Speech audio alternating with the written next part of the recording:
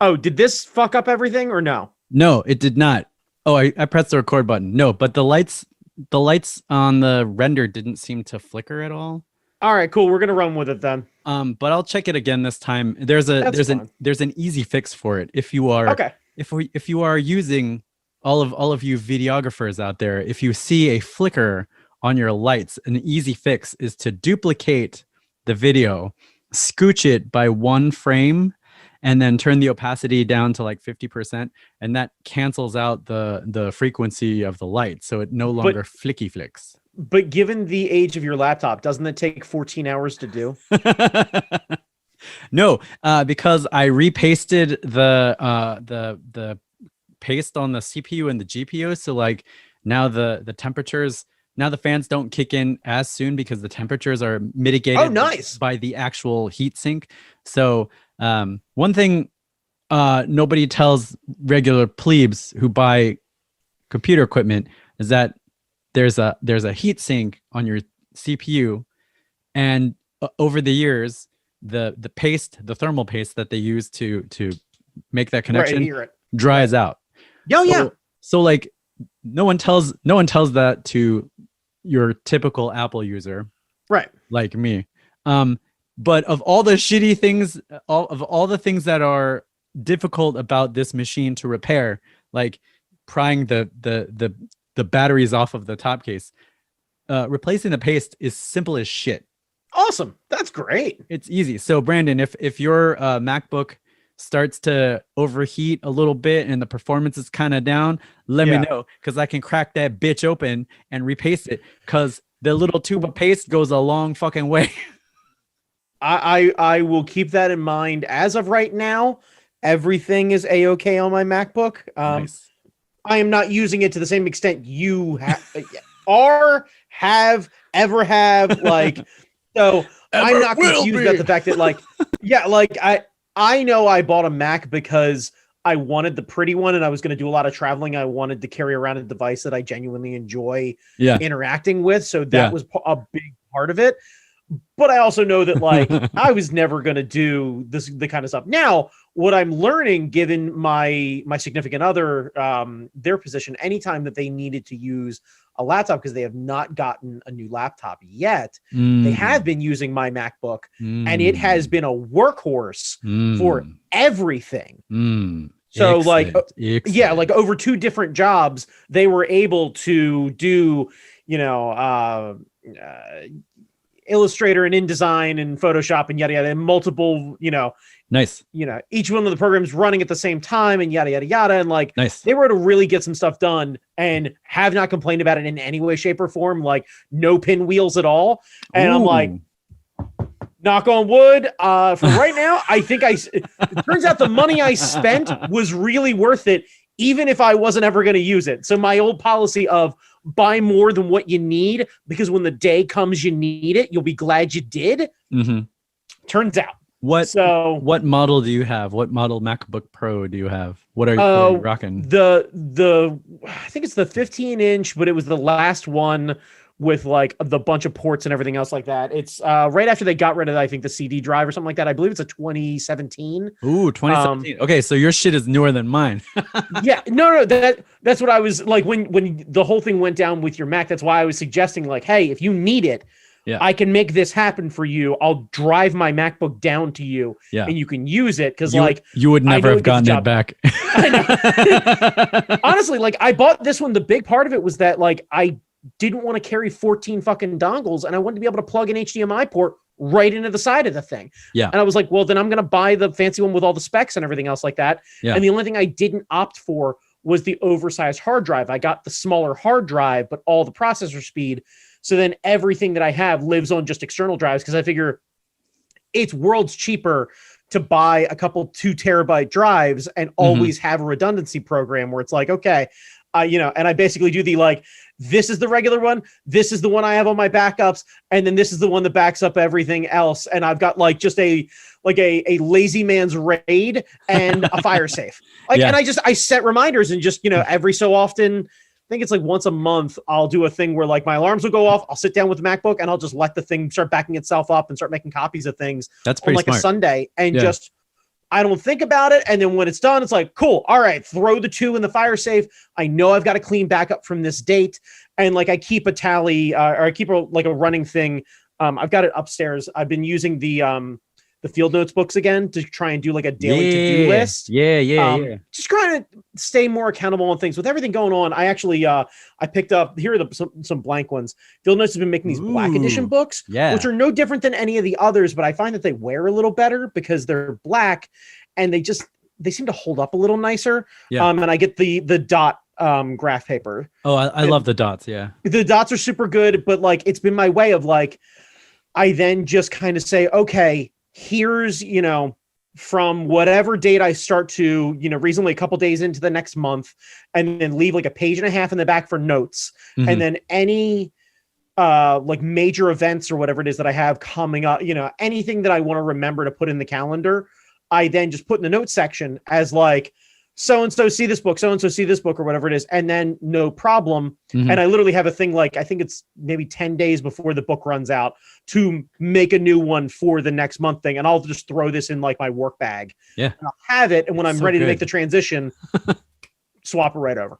I feel like Nicole, if like another laptop is in her future, I feel like the M1 series, whenever they come out with like the real one, not the entry level one, but what like M1X or like the M2, I feel like that would be perfect for her because it'll run forever. By then, Adobe will have their shit together and everything will run natively. By then, Wacom tablets will work on it native. Like, right. For her, the big thing is getting a larger one. She doesn't want the 13-inch. It's too small. The 15 is good. Like, yeah. Right, because she's gotten used to using the 15, and she's like, I don't want to use anything smaller than this. I was like, I can't necessarily argue with you. Like, 15 is nice. Yeah. 15 is nice. It's not so big that you can't manage it. You can feel comfortable sitting and staring at the thing all day long. And like, I told her, I was like, we can get additional monitors, but she's like, why wouldn't I just get the laptop that I want? And then when I'm set up at home, we can spend a couple $100 on monitors and I can get, multiple monitor setups and leave the thing sitting off the side for just email. She's like, and then I can be able to like do all this stuff. It's like, yeah, I get you. Yeah. I feel like if I didn't need to repair this thing, like I would be looking into an M something instead of specking out a chonker, like a big proper, like let's get down to business workstation.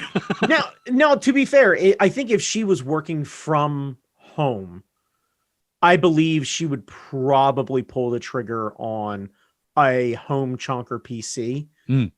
And then when the time came, would probably get a rather capable laptop, but not the like ridiculous workhorse one. Because that's the discussion that we've had is like, hey, when the time comes for it, like, let's get serious about it, spend the money on it, and don't fuck around with it. Oh, yeah. That has been something that she and I have been working on because she feels really guilty about spending money on herself for things that'll last. And I was like, stop this. She had like, I think it was like an iPhone 7S or something like that up before she upgraded. This is my 7.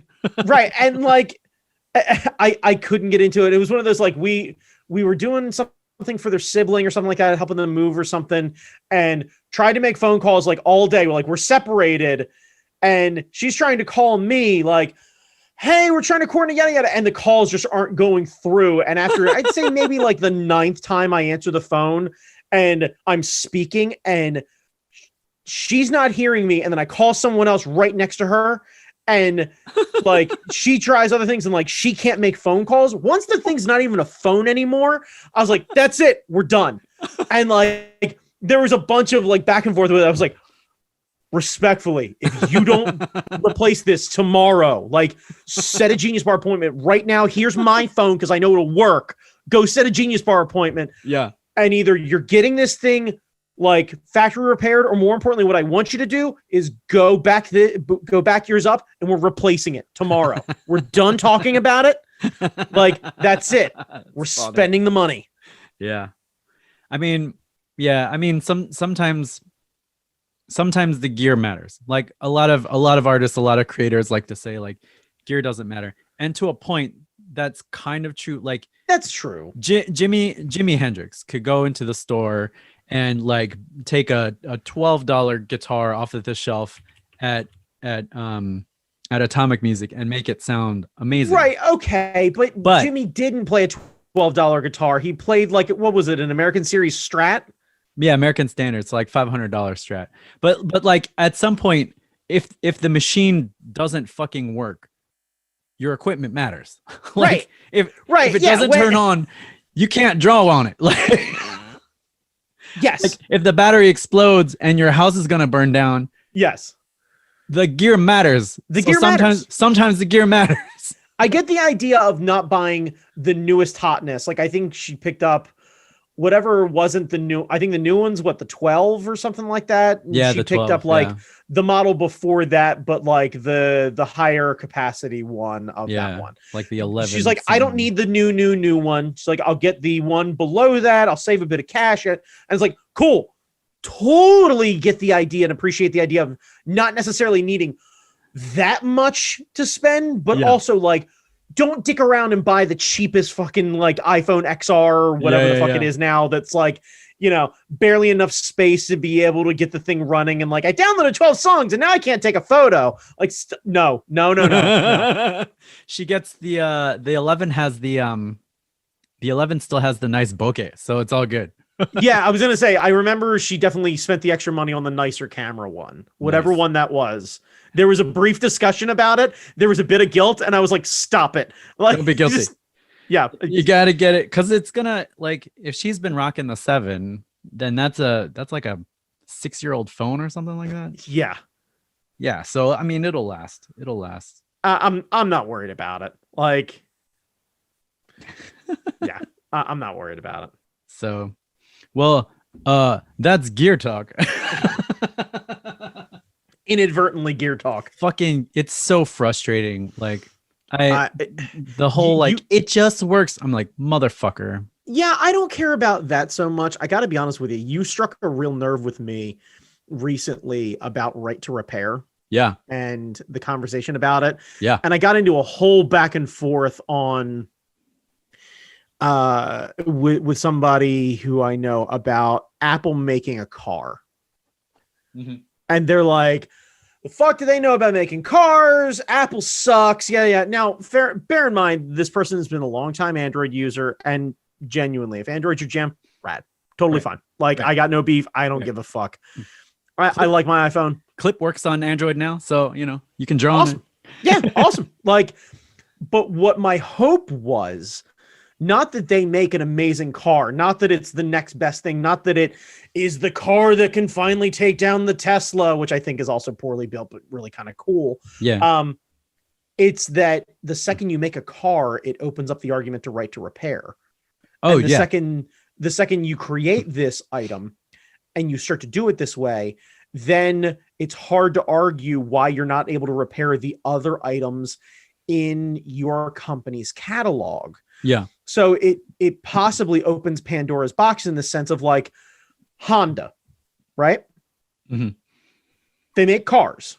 They also make motorcycles. They also make boat engines. They make lawnmowers. They make weed whackers. They make all sorts of shit. Basically, like if it powers, Honda makes a version of it. I think they actually make all of the Kamen Rider bikes too. I think they have the relationship. That would make a lot of sense. Yeah. But like, and you know, Yamaha is the same way, where like they make musical instruments as well as small engines and large engines and what have you. They're required by law to create parts and create them for X amount of years. That's cool. I want Apple to make a car so this way they have to do that for the car. Once there's the argument of the car, then there's a real groundswell as to why can't you just replace your yada yada in your iPhone? Like, I don't think it's going to fucking take away anyone at the Genius Bar. No, of course not. I don't at all. Because there's going to be a group of people who just want to go to the store and say, do it. Here's some more money. Do it. I don't want to. The reality is if your MacBook was still under Apple Care, because I assume it wasn't. No.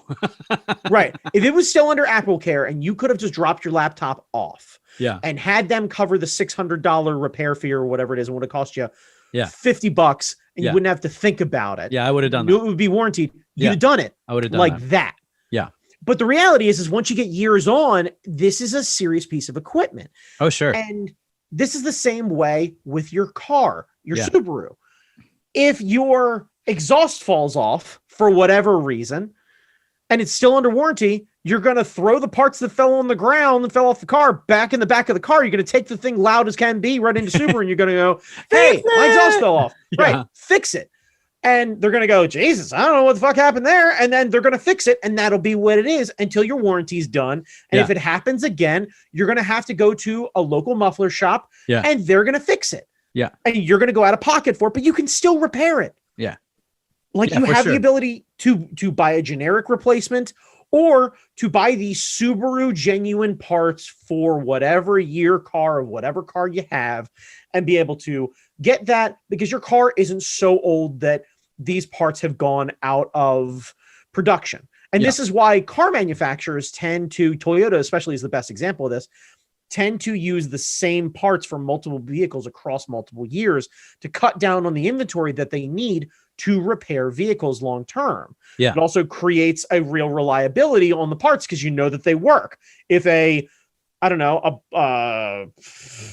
shock has worked on the Corolla for forever, and then you're able to use a higher mounting point and put it in the RAV4, cool, let's do that. Because reality is that's easier. And what they end up doing is, okay, well, we'll take the arm from, the two-wheel drive Tacoma and we'll use that in the RAV4 with the Corolla shock. And now, cool, RAV4 arm and shock. Yeah. And we're good to go. Problem. Yeah. Right. And now we've got 3 vehicles sharing universal parts. It cuts down on the cost of the parts. It cuts down on the cost of production. And it means that this shit works. Like they properly test it. Now, unfortunately, since you brought up Tesla, you can't do that. You have to go back to like Tesla to get. I know. Like there are some people who have hacked it who have like. Right. Yeah. Like. Right. But it's why I'll never buy a Tesla until they let me have the ability to repair it. Yeah. I also want the ability to lock them out. Yeah. And I have a bad feeling that if Apple does make a car, they're going to go the Tesla route rather than the Honda route. 100%. But the idea is as electric cars become more commonplace and more major manufacturers are forced to handle this way, like GM buying, what the hell was it? It's Nikolai or Nikola or whatever it is. The other upstart that was more like a shell company than anything else and was trying to produce electric semi trucks. Oh, fun. that were able to be basically like essentially the idea is they could let these truck drivers take rests in between and the trucks would be able to actually say, okay, the driver had their hands off the wheel and was resting but awake for X number of hours. Just reading the eyes or whatever it is. You have to engage it every, couple minutes or something like that. But the truck drivers would be able to basically take a break and have a sandwich and be able to let the truck handle itself. And they wouldn't have to stop so often or what have you. And the batteries would limit the ability for them to drive really long hauls. So this way, nobody would be breaking rules and putting people's lives at risk because truckers would be driving for X number of hours. And there's a whole thing that goes along with that. Like the rules about, over the road trucking are fucking extensive. Yeah. And rightfully so. It's to help keep all of us alive. Yeah. But GM bought them. And then they backed out of it because come to find out the guy's a whole fucking monster. And there's a whole backstory about that. Oh, God. But the idea was that they were going to basically use Tesla's business model in that sense, but they were going to have to adhere to everything because they were part of GM and GM has an agreement with the government. Honda's been making their new Honda E. If it manages to catch on in the market, which unfortunately it hasn't, it's fucking adorable though. I wish I could have one. In theory, the more electric cars come from major manufacturers, the more pressure there's going to be to basically force Tesla to play by the rules. Man, I hope so. And it'll be a catch-22. Teslas will become more expensive. Right. But which they're already... Right, but you could fix them, and it's going to force Tesla to then create a more quality product. Right, right. or innovate in some other way to get people to like to be like to part with their old one and be like, all right. Forget that. They could partner up with other major manufacturers, and you could end up having the body or whatever it is designed and assembled by Nissan or Honda or BMW or what have you. Like, there's a ton of manufacturers right now that BMW builds the frame, I believe, and the engine for the Toyota Supra. Wow. Brandon, when are we going to get the bodies where I can change the paint on the fly, like the LEDs in the frame where I can just I don't think you will. I think that'll be an aftermarket thing at best. God damn it. Now, mind you, if we can figure out a way to lay LEDs flat enough that they can become like a vinyl wrap, you're gonna suddenly set the industry ablaze. I want that shit now. Now, the problem is that people are gonna hack that, and they're going to suddenly turn their cars into light shows, and they're gonna cause huge accidents. So the bubble's gonna be real short. Well, you air gap it. You make sure it's not. You can't. No. That's not what I'm talking about. I'm talking about you tell people hacking them on the roads, and you're driving, and next to you all of a sudden is a bright disco ball of flashing lights, and some grandma is going to roll her Buick off the road. And unless somebody films you, you caused a vehicular manslaughter, but you didn't really cause a vehicular manslaughter. Yeah. And that creates a whole thing where like your paint can only be active when you're parked. How do you do that with a manual transmission? And then you can only have 500 nits. You can't go like the full. There's going to be a whole thing where there's going to be, litigation and everything. Like, my suggestion would be, if you come up with that idea, bring it to market. And the first person that comes to you with $100 million offer, sell it. The check, and get the fuck out somewhere. Just disappear. Did you ever see that show? I think it was called Viper. And it was like a spy show, but it was all based on the car, and the car could change color. That's what I want, Brandon Sean. Yeah. What you want is something that was designed by the team who created Baywatch Nights. And that's really the only thing that you need to know about the TV show Viper is the terrible CG that gave Jamie what he wants, and the creative team that said, hey, so lifeguards, but at night. I don't even remember what Viper was about. All I remember is the car could change colors. I think it was like hey, what if we made Knight Rider, but on a real bad budget? Like on the same budget, but in 2004. Got sponsored by Ford. Who makes the Viper? Ford? Dodge. If all the vehicles in our show were from Dodge, let's get Dodge to pay for it, and we'll call it Viper. I have brought it up before. I actually rep them quite often. Donut Media, one of my favorite YouTube channels and content creator, is their guy James Pumphrey. Got sponsored by Dodge, and Dodge paid them a sponsorship, and as part of that sponsorship, he got the Dodge logo tattooed on his midsection. Oh, wow. So right, this is what the whole thing that we've talked about before, where I will gladly get a Ford Motor Company tramp stamp right across the country mile of back that I have, if Ford will give me a brand new Ford Raptor, like without question. Like, hell, Henry Ford can tattoo it himself. We need a little bit more reach, but I'm here for this. I'm here. I'm just saying, like, somebody's got to know somebody who knows somebody who knows somebody. We could get Dan to film it in glorious 8K with his camera. Yeah, I'm good with all of this. So many bokeh. Frankly, like, you could make that the whole new thing. Because, like, I have to believe that the Ford Motor Company board of directors is probably a who's who of rich assholes. Oh, yeah. And I have to believe that there's a morbid curiosity of what can we get people to do for money.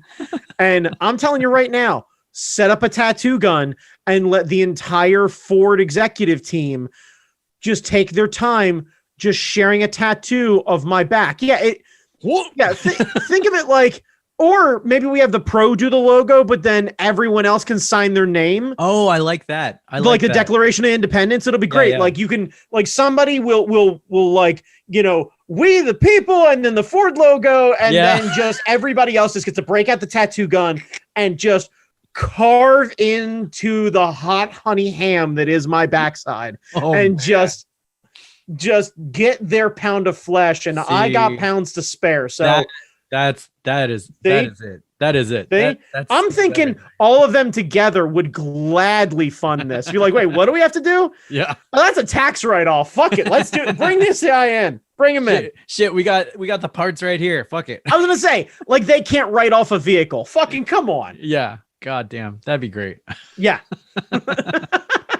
Be really awkward at the beach where I've got like, you know, I've got the Ford logo, but like I got the trunks on, so like you can see the Ford logo very clearly, and you've got like a couple signatures, and then a couple of them are just kind of sticking out, and it creates that question mark of like, how low are these signatures going?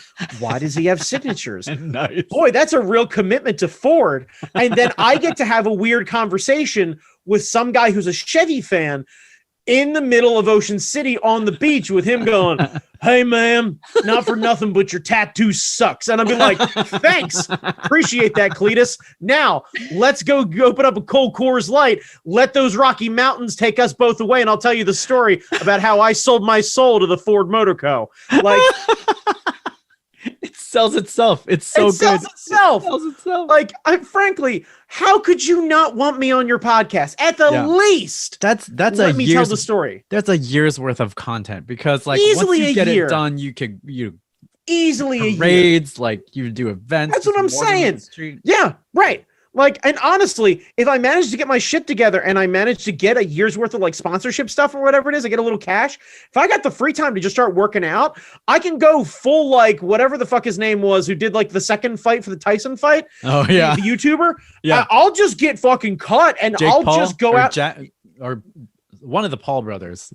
Logan? No. Logan. Yeah, it was Logan. Whatever it is. Yeah. Logan. Anyway, it may have been Jake. I don't know. But one of the Pauls ended up getting in a fist fight on TV for money, and I hear it's rather lucrative. And I think, hey, you're the dumb guy from the internet. Holy shit, the dumb guy from the internet can fucking brawl. And then you get me in the octagon on Dana White's personal island because COVID still isn't gone yet. And my arms are in the air, and as the camera pans around, what does Ford see? Ford built, Ford tough. You goddamn right I am. Writes itself. Yeah, you just doing this. Be like, what is he doing? So good. Oh shit. All of your jackets just have the back cut out of them. All of your shirts have the back cut out of them. Like, that's what I'm saying. Yeah, I can start a new fashion trend. Yeah. Where it'll be the rainbow cut on all the t-shirts. Like, it'll just have that tramp stamp window. Yeah. Like, I can get a little piece of like mesh or something like that, let it breathe in the back. You know, I'm a man of larger carriage, and when I walk around, sometimes my back gets sweaty, but thanks to the fine people at the Ford Motor Company, I'm able to use the mesh. That's right, the same mesh that they use in the 2024 Ford Escapes cargo net to fumigate and air out my beautifully tattooed Ford Motor Company logo. That's right, the Ford Motor Company, the only person to bring you these fists.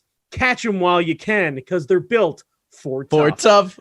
See, Jimmy Johns did not get that treatment from Borg Laser. He just that's what I'm saying. Little jersey. Right. He didn't get no tattoo. He didn't get no like Jimmy Johns right under that dumbass sword thing. No. Like, come on, man. No. I'll say this now. There is a 99.9% chance I get myself waffle stomped by Brock Lesnar. But if Ford wants to pay that purse, I'm in. Oh, God. Because a lot of people can say that they got knocked out by Brock Lesnar, but not a lot of people can say I collected a payday getting knocked out by Brock Lesnar. And I'll join that club like there's no... Because it's what? Like me, Frank Mir, Randy Couture, and I can't remember who the fuck he knocked out in WWE by accident. Yeah. But like, I think that's it. That's like, a good... Right. Right, it's me and a guy who was one of the other thans in the Expendables. Like, I'm in. Yeah. Show of hands. Who got knocked out by Brock Lesnar? Bunch of hands go up. Show of hands. Who got paid for it? Bunch of hands come down. Holler at your boy, somebody buy me a margarita. Why? Because I'm built for tough. For tough. That's why. Oh my God. Brandon Chalmers, hit me with the Sure. intro.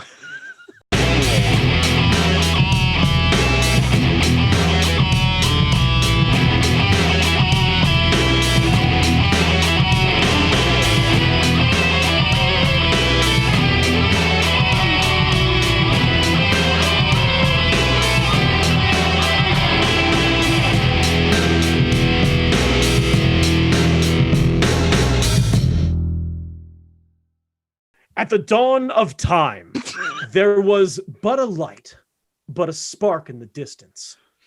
Millions upon millions of years passed, and out of the primordial ooze crawled the beginnings of life. We find ourselves many, many years later upon those same shores, the welcoming shores that are the fucking Do It Cast. Part of the Hard Knock Media podcasting network. Since the dawn of time, the greatest podcasting network in the known universe. Universe. So good, it creates its own echo. Echo. Welcome. I am your co-host, a guy who should not be taken seriously, Brandon Chalmers. And with me, my co-host with the mo-host, the greatest man on the internet, the greatest artist I know, and I bow at his feet, and so should you. Ladies and gentlemen, you know him, you love him. He is Jamie, Angry Zen Master, Noguchi. Whee! Yay! Hooray! Best intro ever. Can never top it. We're gonna cut print. That's what it's going on. Yeah, if you want to just take that one and just do it over and just crop it out and just drop it in. Yeah. Like, where'd the Christmas lights go? I really like the Christmas lights. Yeah. Like, it's February, but we're not re-recording that. I don't know if I can do that again. Good. That's awesome. I might do like a video package, like when my grid comes in, I'll like do the whole thing. It'll be like, explosions and shit. Oh my God. It's gonna be terrible. I'll have new cut if you of a could theme do song. like, if we could also do shirts where it's like Epic Me, but it's like 3 Chalmers Moon, where it's like the 3 wolves and the right, Oh my God. Brandon Chalmers. Sir. It is the holiday season. It's the holiday season. Which means we are doing our non-denominational holiday episode today.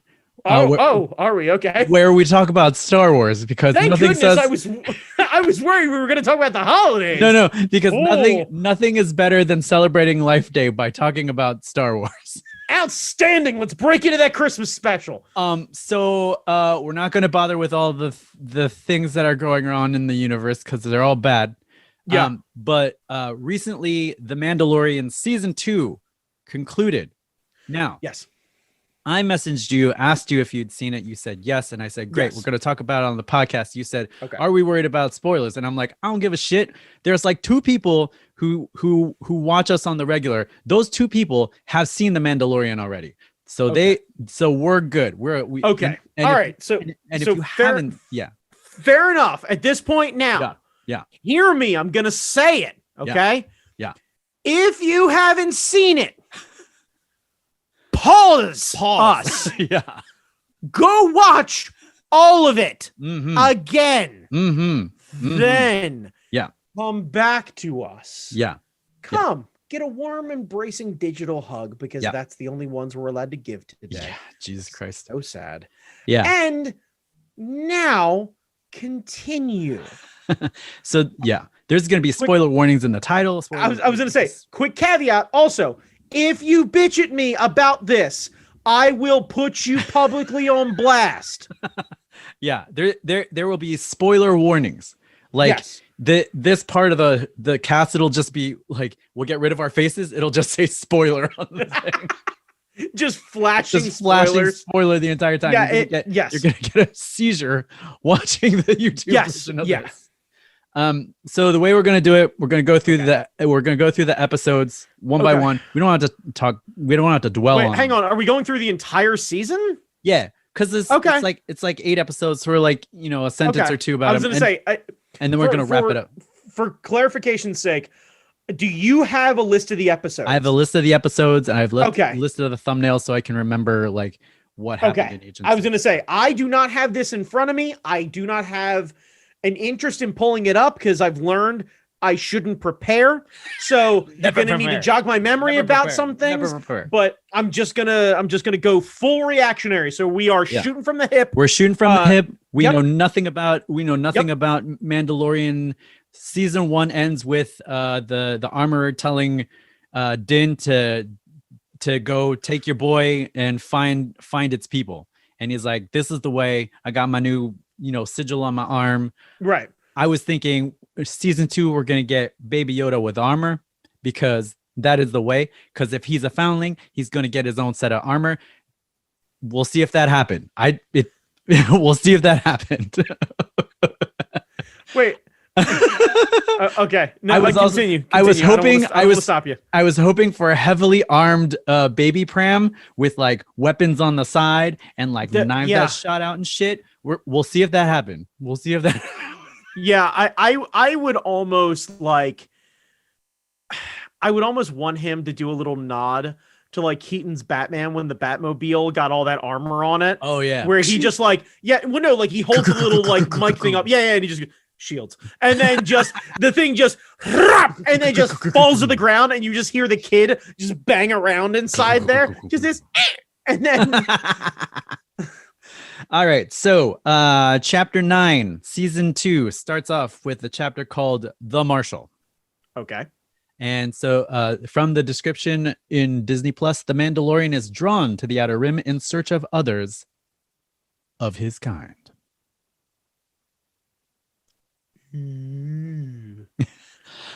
I think this is the one where is this the one with Timothy Oliphant? That's the actor's name. I don't know him, yes. So like I was like, that's the guy from Justified, the guy from Deadwood. He's so good. I haven't seen either of those. Oh my god, Deadwood is a whole experience. I'm sure you would have a much different experience than I would, given your background. But I can confidently say, once you accept that it is a period piece, but not really a period piece. Wu was fucking great. One of my favorite characters. They go hard with the language barrier, but hearing a man joke around, like hearing a guy who is going with an incredibly heavy-handed Asian accent. Oh no! And they presume that he's Chinese, but in this sense, I think everyone to every shithead American is Chinese. So I don't think they really know the difference. Yeah. So I don't want to make that assumption. But it's him and Ann McShane going back and forth and having basically Wu look at him and go San Francisco cocksucker and have. Ann McShane playing the guy Al goes, that's what I said, Wu. San Francisco cocksucker. Am I right? And him just go, yeah. And like, and then the two of them bonding, and I swear, and I'm probably getting this wrong, but they mentioned a thing called Hung Dai, which I don't know what that means, and I'm probably getting it wrong. And please, I apologize. I haven't seen Deadwood in about 2 years. Yeah. So, there's like a bond between two of them, and like the idea is they are of different backgrounds or tribes or whatever they want to call them, but they're bonded. They protect each other. So like every time Wu does something real fucking sketchy, like cut a guy's throat or throw him to the pigs or something like that, and he just looks it out and he goes, switch it, Hung Dai, and just you hear Ann McShane go, fucking Wu, Hung Dai. And you're like, all right, you know what? I'm here for it. Oh my god. Yeah, Deadwood's a lot of fun, and like I should check that out. If you've got HBO, it's like I think it's 2 seasons or maybe it's 3 seasons, but like they did a bunch. It's not terribly long. It ends kind of on a short note because it got canceled for some reason, and then they did a movie that sets them like 10 years in the future and wraps everything up in a rather nice way. Oh nice. And it's just real fun, real fun. So this episode, Timothy Oliphant plays the marshal of a town in I think are they on Tatooine? I think they're on Tatooine. Cause they talk about like a sarlacc, the thing that eats a sarlacc. Right. Yeah. And so Mando gets the armor back from because Timothy Olyphant is wearing Boba Fett's armor. Mm-hmm. And Mando is like, well, give me the armor. And Timothy Olyphant's like, well, if you help me kill this thing, I'll give you the armor. It's basically a fetch quest in an RPG. Which I'm super good with because we get to tackle things like space racism, people we haven't seen in forever, lore, another fucking dragon, which ironically, the Mandalorians, the people of the dragons, are the ones who can slay a dragon on another planet. Yeah. I loved the creature design of the big monster thing. Yeah, I think it's the Krayt dragon, I believe. Yeah, that shit was huge and amazing. Yeah, it was wild. So I felt like this is a good way to kick off the season. What do you think? I think it's my favorite tie-in because Timothy Olyphant's character's speeder was one of the pods from Anakin's pod racer. Yes. And I know I'm going to catch shit for this, but I'm a prequels apologist in the sense that there's a lot of fun stuff in that, and the pod racers are the best part of that fucking movie. Shy of the initial scene with Qui-Gon and Obi-Wan when they're melting the door, when that door shuts, and they slide the fucking lightsabers in and melt the door. Yeah. Because when you're a kid and you see that for the first time, you're like, they can use it for other shit. And you would never, it opened up a world of like, what other shit can I do with a lightsaber? Yeah. Because initially you're like, cool, Fruit Ninja's real. I'm going to chop all sorts of shit down. Right. And your head just kind of goes, what can I do with a sword? I can do that with a lightsaber. And then like all of a sudden you're like, well, I can do all sorts of shit now. I can grill a cheese. I can open locks, haircuts, like all sorts of shit. Yeah. Oh man. All right. Chapter 10 was called The Passenger from Disney Plus. The Mandalorian must ferry a passenger with precious cargo on a risky journey. This is the spider episode. This is the baby eating eggs episode. Yes. This is the X-Wing showing up to save him at the end episode. Yes. So this one caught a bunch of heat online. One, people were upset that baby was an asshole and just eating things like a baby would do. But I was gonna say, by the way, I would like to find out, just run a study on everybody who posted about how upset they are about that and whether or not they have kids. Yeah. Because no one who has a child is surprised by that. Nope. Like everything goes in their mouth anyway. And right. Yes. Don't eat that. Don't eat that. Don't eat that. Yeah. The other thing this episode got heat for is people hate spiders. And so people who were icky about spiders did not like this episode. Yeah, but the spider design was very similar to the one that was on that planet in Rebels. So like you shouldn't really be surprised. And frankly, look at the whatever it is, the storyboard art. Yeah. At the end of the episode, they were terrifying. I would say they toned them down for television. Yeah. So quit your bitching. Yeah. Because they could have been real fucking nightmare fuel with their 4,000 eyes and their 19 legs. God. Yeah. Because like they were real scary. Like I want to do a wellness check on whoever came up with that idea. She'd be like, bruh, you all right? Doug Chang is like, well, they said spiders, so I'm just gonna go spider. Yeah, I'm just doing spiders. Yo, Doug. Right, yeah, and just like you find out that his inspiration is just watching a loop of GIFs of David Arquette and Eight-Legged Freaks, where he's just really panicked about it and is like, would this get the reaction from David Arquette? No, it has to be scarier. Would this get the reaction from David Arquette? No, it still has to be scarier. Oh, yeah, man. Babies are assholes and you shouldn't be surprised. And by the way, if you're upset about this, then I'm not upset about this because you know what this does? it allows me to not like the child so much. And when he finally shows up and is told that his name is Grogu, I stop caring about his name because I'm like, cool. Now the asshole has a shitty name to go along with him. Yeah, like, it was so congratulations. What we found out is we got through the entire first season, and then we got to the second season, and we found out that the child's name was Brayden. And Yeah, all of a sudden, exactly. we're super okay with this kid being a dick. Because if you go back and you watch that episode, and every time he goes to eat, you pretend to be Mando going, Brayden, stop. Brayden, stop. It makes so much sense. So much sense. Yeah, for sure, for sure. So next episode, chapter 11 was called "The Heiress." The Mandalorian braves high seas and meets unexpected allies. So this one wasn't such a big deal for Audrey because she'd never seen the Clone Wars stuff. Okay. After season 1 of Mando, I went back to watch all the stuff dealing with the Mandalorians. So yes. So when Bo-Katan shows up, I was like, holy shit. Yeah. Holy shit. Yeah. Super meta. Katie Sackhoff did her voice in the cartoon. Yes. Katie Sackhoff is portraying her in the show. Yep. Your girl Sasha Banks, the boss, was in that. Like, I mean. Yeah. Yeah. The only thing that makes me a little disappointed about the Sasha Banks thing, but I hope they're going to use it later, is there were talks initially of Sasha playing Sabine from Rebels. Right. Because Sabine is potentially still alive Mm-hmm. During this time period.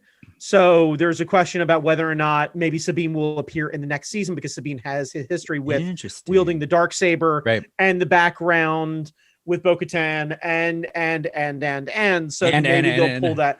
Right. And maybe the big reveal will be Ezra's alive, and they'll have to figure out a way to basically be like, you should take a second and go watch Rebels, by the way. Yeah, because I watched all the Mandalorian stuff that happened in Rebels too, and I was like, oh my god, look at all this stuff. Right. It's super cool. I really loved how they explained why they take their helmets off and why Mando doesn't. They're like, hey, you're from that weird sect that we don't talk about that much. Right. Yeah. Congratulations. Right. You're a weird fundy, aren't you? Yeah. Yeah. Wait a second. You're one of those guys who likes to fuck between a sheet, right? They're not Mandalorians. They're space Mormons, is what they are. I loved that little bit where they all looked at him like, because honestly, I bet if we go back and we look in the forge of like the first season, I bet the golden plates are somewhere sitting on a shelf in the background back there. Yeah. Come to find out, it's not. They're not Mormons. They're Mandalorians, is what it is. Yeah, yeah. I love like when Jin is like, you're not Mandalorians, and Sasha was like, bitch, do you know who you're talking to? Right. She is the Mandalorian. Right. I also like that they decided to utilize her, because there was probably a conversation that happened with her and like Jon Favreau where he was like, hey, could you do anything like really wrestling impressive? And she was like, how about a tilt-a-whirl DDT? And he's like, I don't know what that is, but that sounds awesome. And she just was like, springboard off the table and twist and follow through. Like, yeah, so good. I was here for all of that. Oh my God. So good. Yeah, because it was literally like I was watching it and all I could think is, oh, okay. And then like it was involuntary. It was, you just heard me go off the top rope, tilt-a-whirl. Oh my goodness. Because I can't have nice things, and this is how my brain operates. Because the second I see Sasha Banks, I was like, oh shit, it's boss time. It's boss time. Right. Like if she'd have like flashed some sort of weird like Mandalorian brass knucks and just like went right past the camera with his ass, I've been like, oh shit. Yeah. About to catch an ass whipping. God, man, that was a lot of fun. Yes. That was a lot of fun. Yes. So chapter 12 was called The Siege, and from the description, the Mandalorian rejoins old allies for a new mission. I don't remember what happened in this one. The thumbnail has Carl Weathers. Carl Weathers he directed All this right. episode. I don't remember it. We decided to talk Gina Carano into coming with us. I don't remember what happens either. All right. Cool. Good talk. Good talk. Chapter 13, The Jedi. The Mandalorian journeys to a world ruled by a cruel magistrate who has made a powerful enemy. Remember this one. Because it's a Kurosawa film? Well, because one, it's a Kurosawa film, but two, Ahsoka shows up. Right. That I did not expect. I mean, there were leaks and all with like Rosario Dawson and all that kind of stuff. And, but until you see it on the screen, yeah, it doesn't make an impression. Now, the woman who played the magistrate is Dan Inosanto's daughter.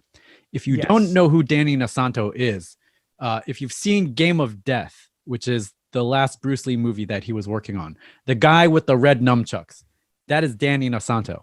Dan Inosanto used to train with Bruce all the time. So like, a lot of he inherited the style, all that kind of stuff. So right.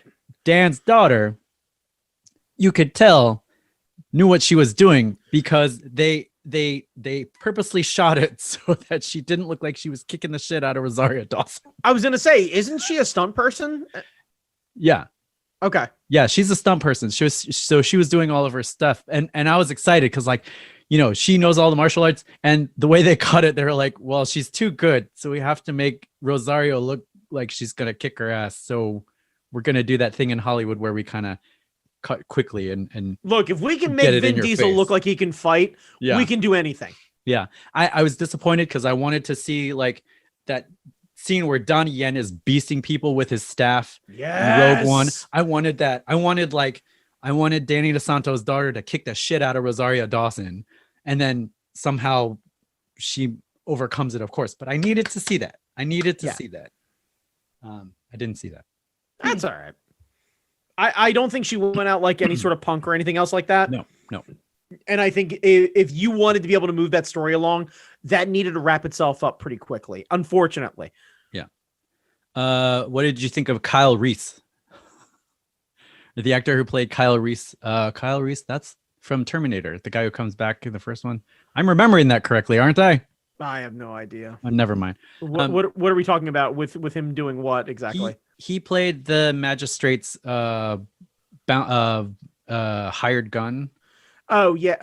Oh no. You're thinking of oh my god. Not John Connor. He was not John Connor. He was in the first one. You're thinking of oh god. Am I getting my white people wrong? I think you're getting your white people wrong. I believe it's Michael Biehn, who I thought is the guy who played Johnny Ringo in Tombstone. Oh, okay.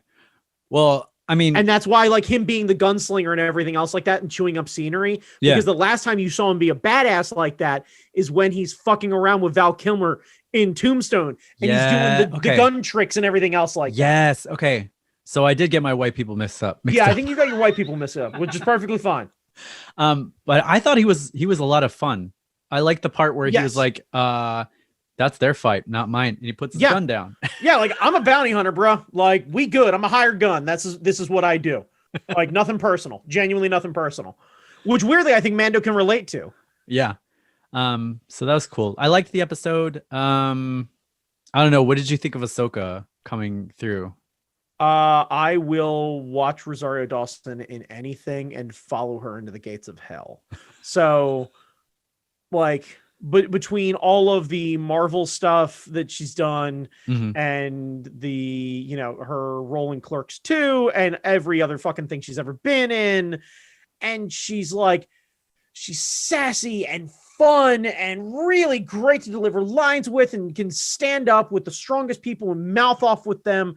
And she's got a bit of like, boy, I am fucking out of my league in a lot of ways here, but also fuck you, man. Like, come on, which I appreciate the fact that she's able to do. So the second you give her the ability to actually have some genuine power, I'm like, this is completely credible. I totally get this.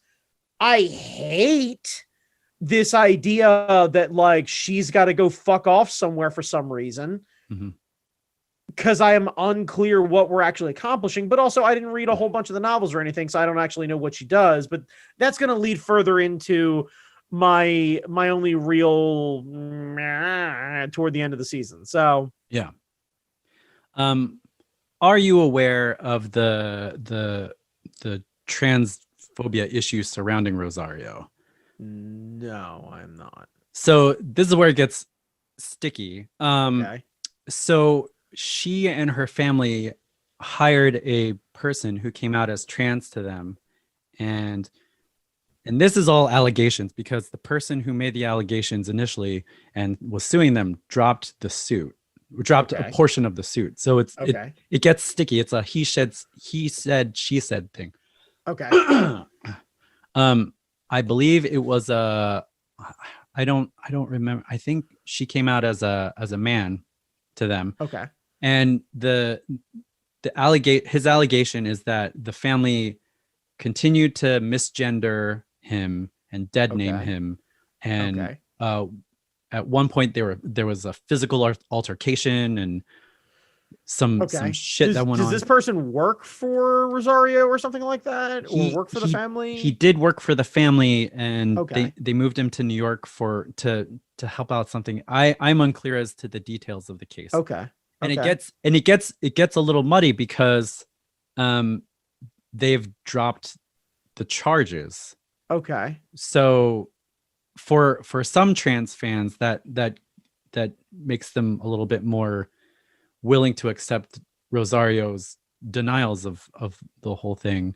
I'm not sure because I was wasn't. say it sounds like there's not enough information provided. The fact that the suit was dropped could be any number of things. Yeah, and whether it's sticky. a financial figure that makes things disappear, whether it was a genuine conversation along with a financial figure, whether it's the fact that Rosario was presented with new information and or had never had any real personal interaction with someone who, decided to, make a change in their gender or decided to not be represented by gender or however they would like to represent themselves. Yeah. And that change is not inherently the easiest for a lot of people just in conversation to be able to make. And I understand that effort means a lot and intent means a lot, and people interpret that very, very differently.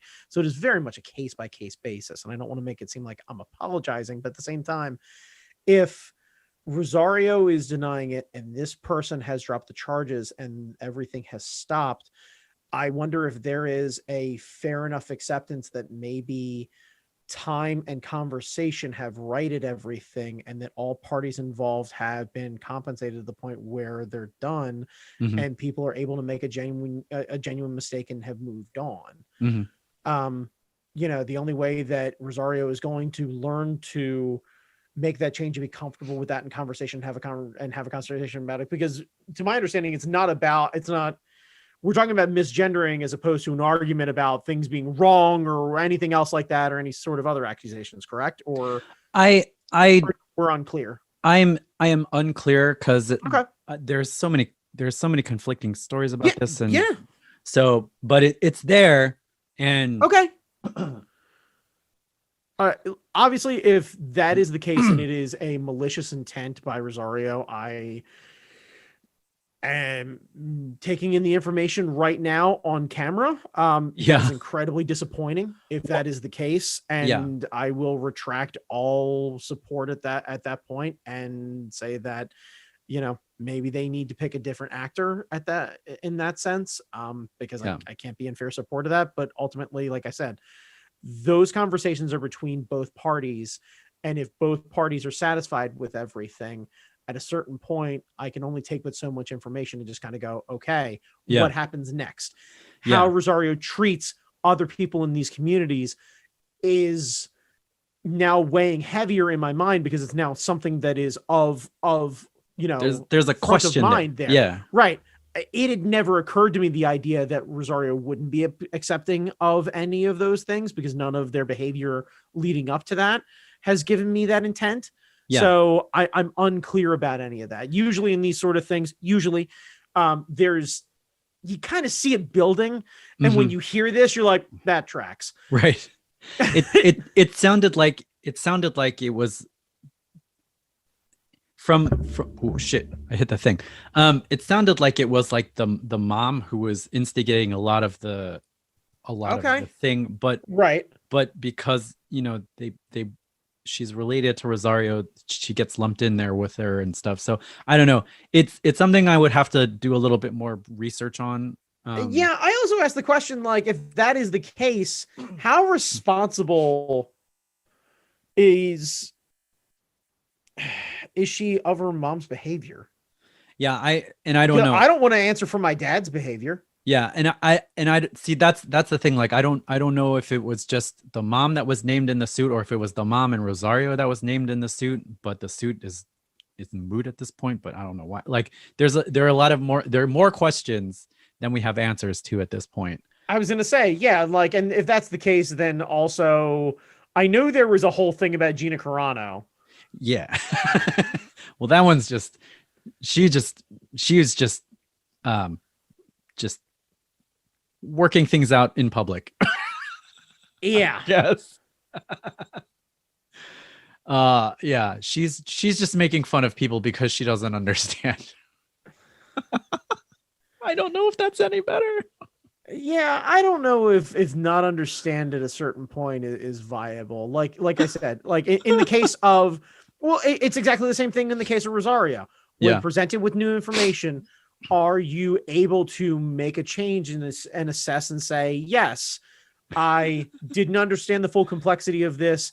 Upon further assessment and realization about what's presented before me, I feel as though that my views have changed. My behavior previously was unacceptable.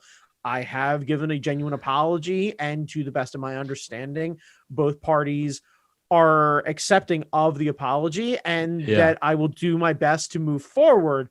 I don't know if there is a publicist who basically told Rosario, like, hey, make this done. Don't ever fucking bring it up again, and be really positive about it, because you cannot win in the court of public opinion with an apology. Nothing is ever good enough for people. Yeah. Which I could absolutely understand. Yeah. Because there is no, you know, the term mea culpa I don't think is appropriate, but like there's no level of apology that will satiate the bloodlust of some people on the internet. Yeah.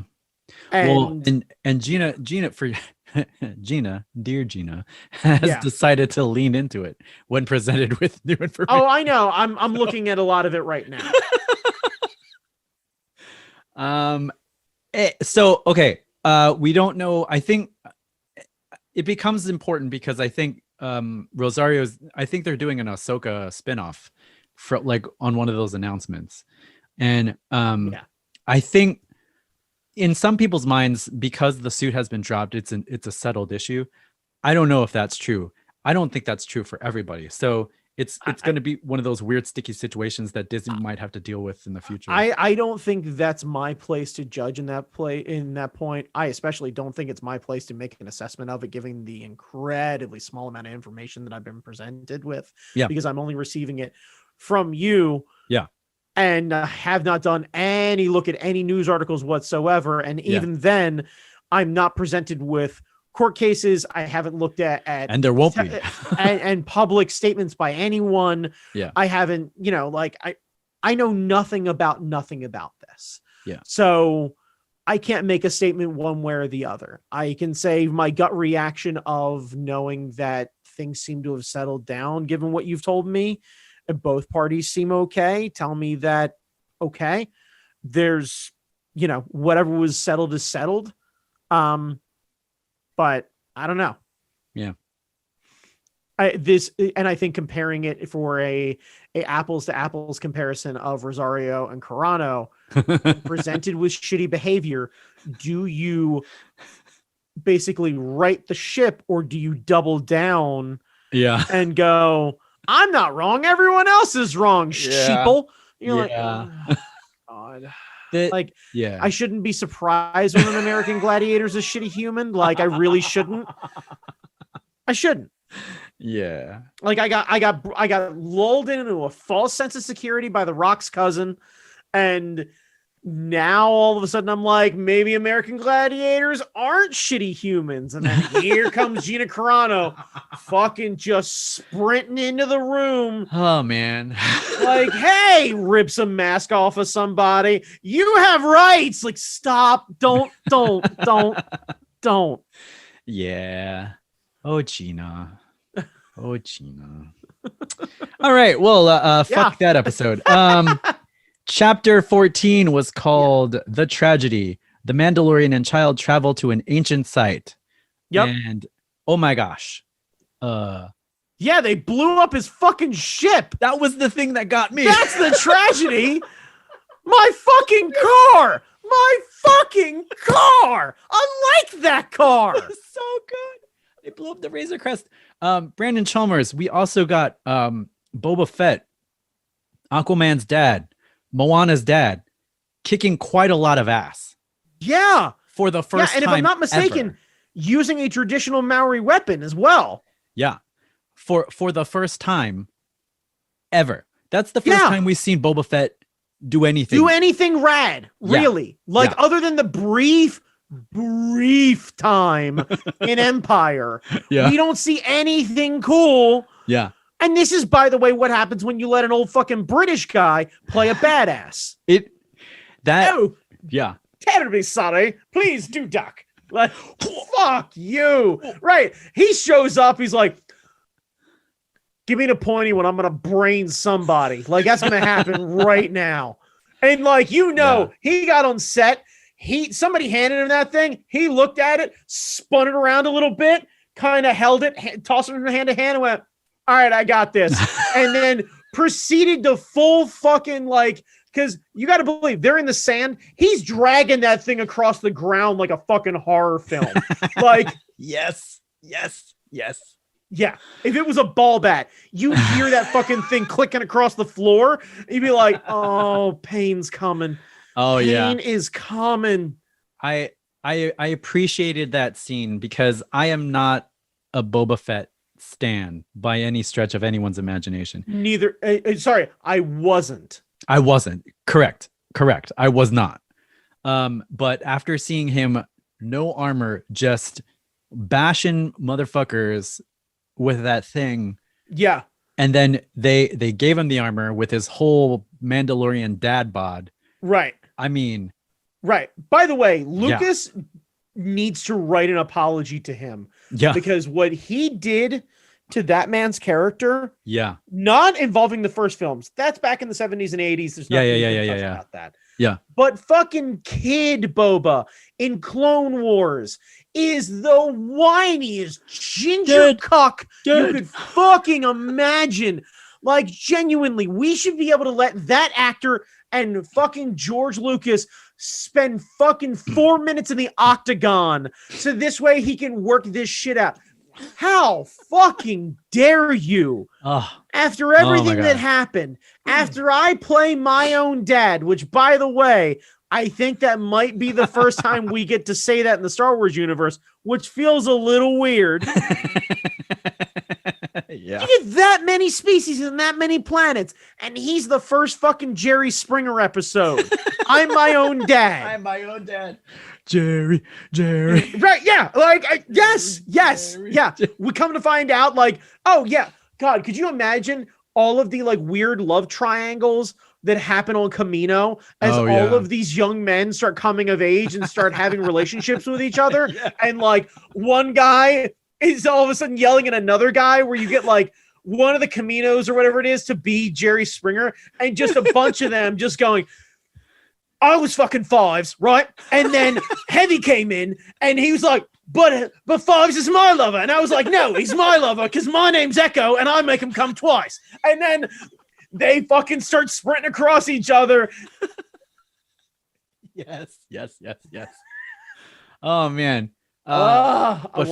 Finally, after decades of the bullshit, Rock has come back to Tatooine. Yeah. Boba does something. Yeah. So good. Yeah. It almost makes up for him losing his fucking car. Almost. By the way, fuck those Dark Trooper designs, lazy fucking Fallout knockoff bullshit. They look like the Lego toys. Yeah, the Lego. They look like fucking those weird Bionicles. Lego toys. That's the one. That's what I said. I was like, that's some Bionicle bullshit right there. Those helmets, I swear to God, those helmets are the exact same ones from fucking Fallout. Yeah. Because they do that weird like Cylon eye thing too. Yeah, where you're like, bionic. Yeah. Jamie, they've got red eyes because they're very spooky. And like, for some reason, like God. C-3PO's like knee joint, that circle thing, that circle. Sure, whatever. Because when you think really tough built quality, you think 3PO's knees. Yeah, I hated that shit. In all fairness, not like that shit. Well, I mean, it's anyway. protocol. I don't know. That was some weak sauce. That design's throw that back. lame. Throw that back. Throw that back. I'm glad they got fucking murked. By the way, yeah. The not to jump too far ahead, but the idea of them realizing that droids sucked and that they needed like some sort of actual creature to fight, and then to circle back around and realize, what we need? Droids. Right. It's like, no. Yeah. Also, how did none of that? We're jumping ahead in episodes. I'll put a pause. We'll get there. I have fucking issues with that whole thing. Yeah, they. Okay. No, anyway, no bueno. All right. No. So, chapter 15. Yep. Entitled "The Believer." To move against the Empire, the Mandalorian needs the help of an old enemy. So this is the Bill Burr All Lives Matter episode. The thing that stood out to me the most in this episode was Boba repainting his armor. It looks so good. It looks so good. Like the nice green that he's got, and you keep the dent in there. It looks so tight. Right. There's a point where you're like, wait, because like it didn't even occur to me at first that he did it. And then I'm watching this, I was like, wait a fucking second. Does he have an airbrush on Slave One? Hell yeah. Is there an airbrush on that? By the way, not the greatest ship name. No. Like Slave One, no. Yeah, like we need to address this in the new in the new series. Yeah, maybe rename it or something. Rechristen it or something. Just like, no, it's been this for long enough or something like that. I don't need us to go so heavy-handed, because like if you let like a dopey white guy do this who feels real bad about it, we're gonna call like Liberator One. It's gonna be a whole thing. Maybe Slave One is just like an acronym, and it's like SLV1, and it's just Slave One, and then I guess, but all we're really doing is putting a vanity plate on a bad idea. Yeah, like at that point, I don't need that. Just call it. Well, they didn't call it anything, so yeah, but we all fucking know what it's called. We know, but like, some people don't. Fuck those filthy casuals. Like, no. No. But what did you think of this episode? Mando has to take off his helmet, put on some other trooper helmet, and all this kind of stuff. I think the guy who plays the Night King is fucking great. He plays a creepy fucking asshole in everything. If I'm not mistaken, he's the guy who killed Wayne's parents in Batman Begins. Oh, like, yes. Joe. Yeah. He was Joe Chill.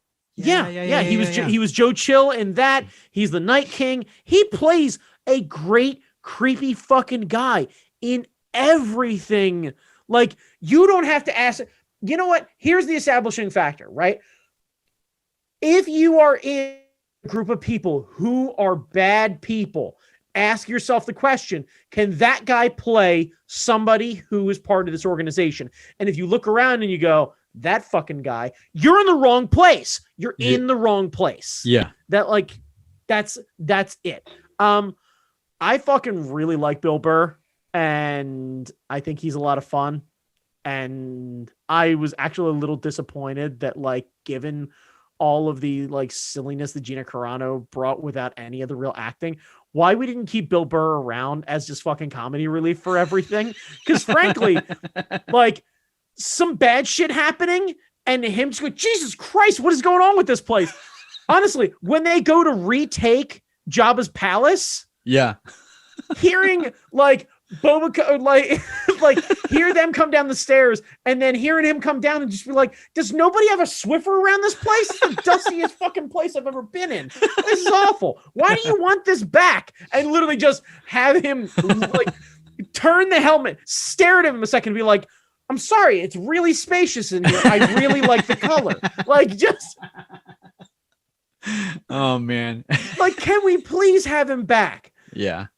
Because the idea of somebody who is part of the Empire who realizes and has a sudden realization of like just how fucking bad it is, because he felt like he was doing the right thing for maybe the wrong reasons, or he could justify shitty behavior. That's the sort of guy that you kind of want around. And when that guy can throw one-liners at you like there's no tomorrow, that creates a lot of really interesting character growth. God forbid we had character growth. It was interesting to see like another side of the Empire stuff, because besides Finn, you don't get to see it. You don't get to see it.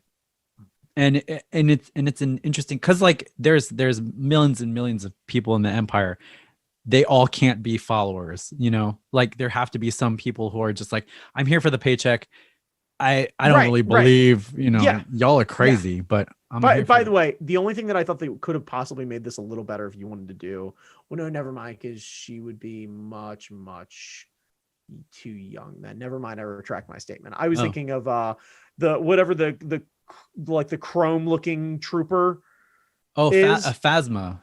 Yeah. If Phasma was there, but I realized that like I think during this time that it's happening, like Poe Dameron's like maybe like 7 years old. So Phasma's still another like 10, 12 years off easy. So there's no real crossover there. Yeah. But I don't know. It was a good episode. It felt like a good transition episode to get us to the next place. And Boba looking hot. Boba looks great. I did not like how Bill Burr just kind of fucked off. Like it just this like weird, like, so I can go. Well, and they're like, I was waiting for him to look back in the camera and just be like, you definitely won't see me again. And then just disappears. You know he's fucking coming back. Yeah. All right. Finally, chapter 16, The Rescue. The Mandalorian and his allies attempt a daring rescue. One of my favorite scenes is you have Starbuck, you have Mulan, you have the boss, you have Gina Carano walking down a hallway, murking motherfuckers left and right. Just bang, bang, bang, bang, bang. It's like, whatever this is, please more. Yeah. Please more. Yeah, please can more. I have more of this weird like Suicide Squad? You know what it actually reminded me of a lot that I watched recently? Have you ever seen I think it was like an early 2000s action flick called The Losers? No. Yeah, hang on, let me bring it up real quick. So it was based on a comic. I believe it has Idris Elba in it. Oh, well, I have failed myself. I should see it. Let's see here, because I watched it recently. Here we go. Holy shit. Yeah. Oh my gosh. Yeah. So I believe it is on Netflix, and very, very fun. So we got Jeffrey Dean Morgan, Zoe Saldana, Chris Evans, Idris Elba, Columbus Short, Ostrogina, Jason Patrick. The cast is very good. It's a lot of fun.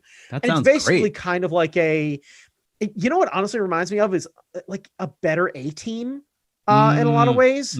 And it's just kind of really well done. But at a certain point, like you watch them and they are all kind of specialists in this kind of weird way. Yeah. And they've got a lot of fun and they, quippy lines back and forth or whatever it is. But like they all are kind of badasses in their own right.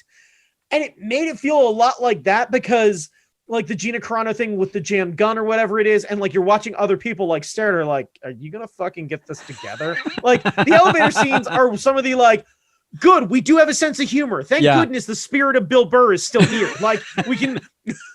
Yeah. God damn. Right. Oh, I got it. I got it. Right. Yeah. Right. So you had issues. You had issues, Brandon. Okay. Where should I start? Let me start with the Dark Troopers, right? Okay. Yes. Hate them. The fuck is with the weird start launch sequence? What are the hoses connected to? Why did they build them as if they're just gonna fucking wacky inflatable arm flailing tube man themselves all over the place?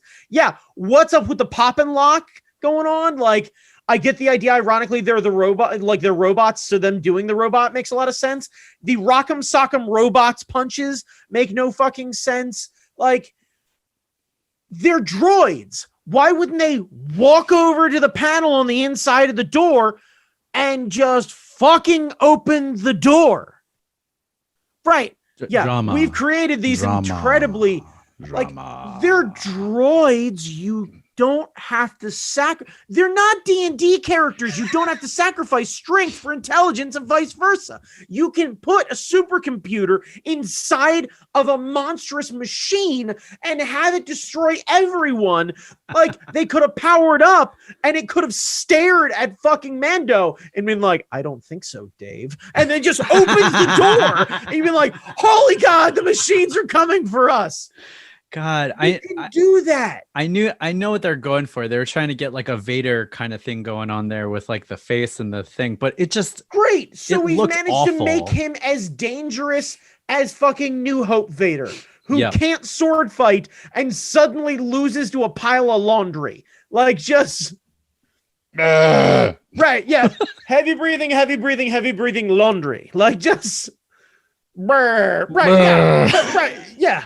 Like, come on, man. Like, oh, God damn. So, boo on the Dark Troopers. What else? Boo on the Dark Troopers. They're fucking awful. Boo on them. Boorns. Yes. Yeah, they're fucking awful.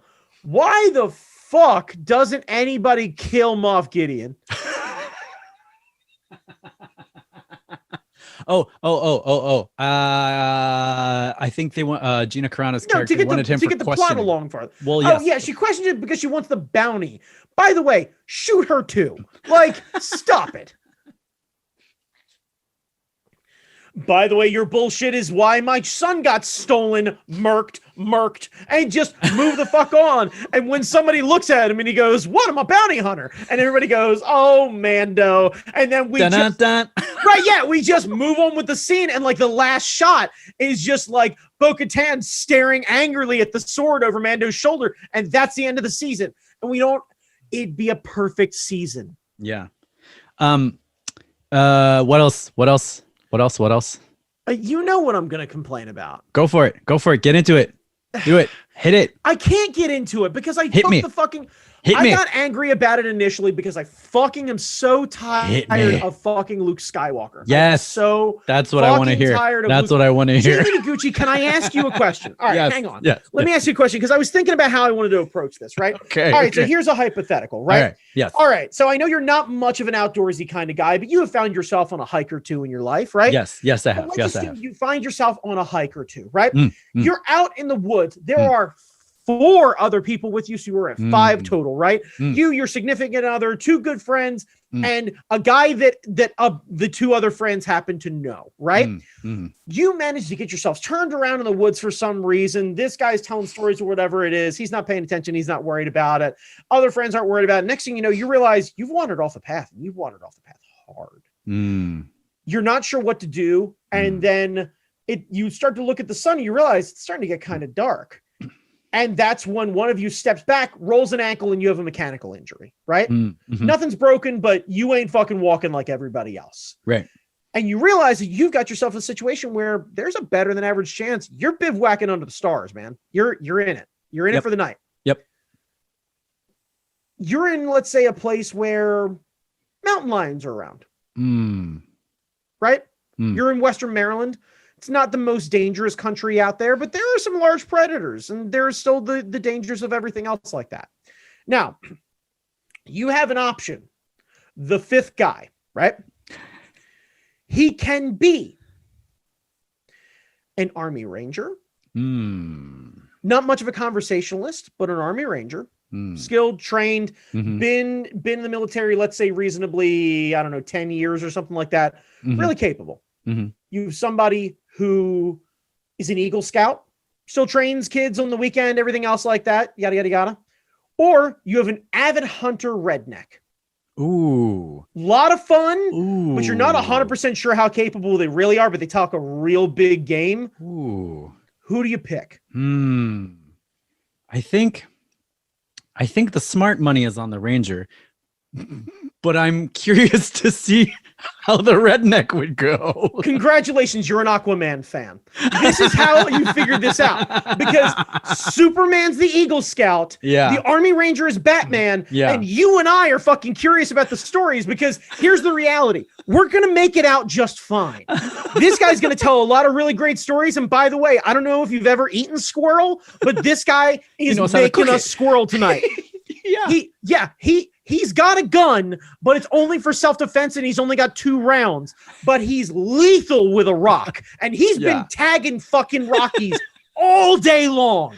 Yeah. Just like he's got squirrel tails coming out of the back of his fucking backpack like a fucking peacock on display. Yeah. You're like, do we really need that many squirrels? And he's looking at you going, there just isn't that much meat on a squirrel. I can promise you. I'm going with him. He's more interesting. You're going with that guy. I'm right. going with that guy. But I'm still not going with the Eagle Scout. No. Fucking Superman, boring ass, milquetoast guys. And I'm sure he's very capable. And I'm sure he would be perfectly serviceable. And he wouldn't try and make out with your wife. And he wouldn't try and do anything inappropriate. But God damn it, you're not going to be like, man, got caught in the woods one time. It was real fucking interesting. Like, we were a little afraid, but like had this guy who like I met on this weekend, and we've been hanging out like every couple of months ever since. He's fucking great. Yeah. Yeah. Nobody is hanging out with the Eagle Scout afterward. No one. Because the response is going to be, thank goodness for Gary. He made sure that we're all okay. Thanks, Gary. Right. And I send Gary a fucking Christmas card and a $20 Amazon gift card on his birthday. And that's it. Because I feel bad because Gary's been training. But Gary wants to spend all of his time with children voluntarily. And that makes me nervous about Gary. So it's just kind of a fucking rule. Like, yeah. I don't want to hang out with these milquetoast ass guys. And in turn, I've never been a fan of Luke Skywalker. No. Ever. The only redeemable version of Luke Skywalker is current movies, grizzled as fuck, milk right from the teat, fucking Luke Skywalker, because that guy can astral project and it creates all sorts of questions about how far the Force can come. I'll get to that in a second. Yeah, but now, I love Shifu Luke Skywalker, who's done all this shit, is broken a little bit, and is just done with everything, and has to get pulled back into it all, because that's like, I've been there. I get this. Yeah. Shifu is great. I love Shifu. Right. There's an old bit, or not an old bit, but like it was an old joke that came across my thing, and I joked around with it with my buddy whose kid is actually in Boy Scouts, and it's the whole thing of like, you start to volunteer, like you start to get a camping weekend together, whatever it is. And you want the first guy who dislocates his shoulder, throw his arms up in the air, volunteer, that guy stays the fuck away from everybody else's kids. That's a hard rule. Now, what you want is the guy when you go, hey, Keith, and he goes, fuck, yeah? Because I'm not sure the kids are going to learn anything, but they're definitely not going to be sexually assaulted. And I can assure you of that. And they're coming home. Yeah. All fingers, all toes, might have an interesting story, might get a chance to see a guy get half drunk, but they're going to be just fine. Yeah. Like, I'm good with that. So, I'm losing my train of thought here. Luke Skywalker boring. Luke Skywalker sucks. Like, he's just not a fucking guy I want to hang out with. And I get the idea that like, oh, but he's the only reasonable Jedi that's out there, yada, yada, yada. And I can argue that, yes, that is true. To a certain extent, right? Because there's a couple of them from like video games. There's Ezra that has a real question mark when he disappears with the fucking whales or whatever the fuck it is. Yeah. There's Leia. Oh, that would have been interesting, except for the CG face. But yeah, that would have been really interesting. Yeah, but we had that anyway, so who cares? That was real bad. There could have been Ahsoka, who decides that maybe they get over their own bullshit and actually try and save the world. And she goes back in. Yeah, but whatever, fine. We get Luke. Okay, great. Now, I'm not responsible for this joke. A one Mike Donahue is, but unless we get a scene later on where we flash back to Dagobah and Grogu literally has Luke in like a fucking backpack on his back, and he's shouting at him, just going, "This is how I learned. I don't know what you're fighting with me for. Come on, let's go." And just because it would break everyone. Everyone. So good. It's so good. Like, I want that. I want that bad. Like, Oh I would man. love to learn, because honestly, we could have, because Ghost Muppet Yoda is still around. That's true. Literally get Ghost Yoda fucking egging Luke on. just yeah, just Backpack, you will. right, yeah. Yeah, looks at Luke, hits him with the thing, backpack. And then him just stare at him, Master Yoda, and him just go, huh? And then he finally breaks him, just goes, "Why do you think I did it?" Like, you're like, fucking knew it. Oh God. Oh, Oh, that would be great. or sorry, it would be, "Did it? Why do you think?" And just have him stare and kind of do this, like, "You motherfucker." Yeah. That would be great. What I'm really hoping is happening. All right. So this is only because they have such a marketing fucking dynamo with this kid. The idea of them just basically letting this kid fuck off into the fog seems like something that's unreasonable. Yeah. So I'm thinking next season of Mando is going to be the whole story of like the Darksaber and reclaiming a Mandalore, whole nine, right? The first part of it. Right. The other part. So when Ben Kenobi's a child, right? Right. Snoke reaches out to him and starts planting the seeds early on, right? Right. We don't know physically where he is, but there's a reasonable assumption that Snoke has the ability to reach across a Snoke considerable or the distance. Emperor through Snoke or Snoke. Right. Right. No, is I there, get. I'm is there with you. not a fair assessment of the following things? That the Emperor is so force sensitive that he can tell when somebody's trying to reach out to the Jedi? Ooh. Does he not have the ability to mentally control and Jedi mind trick and basically take control of a shapeshifter? Ooh. Oh.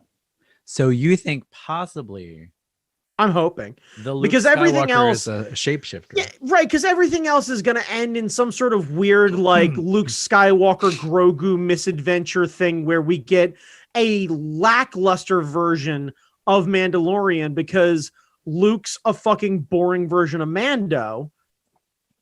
I like this angle because But if we turn Grogu into thinking that he's training, and really what's going on is he's being encouraged to use his dark side powers. yeah. And then we get this whole fucking square off where, by the way, we get to season 2 of Ahsoka and she goes to fight to go try and get to Snoke or whoever the bad guy is at the time, and standing across.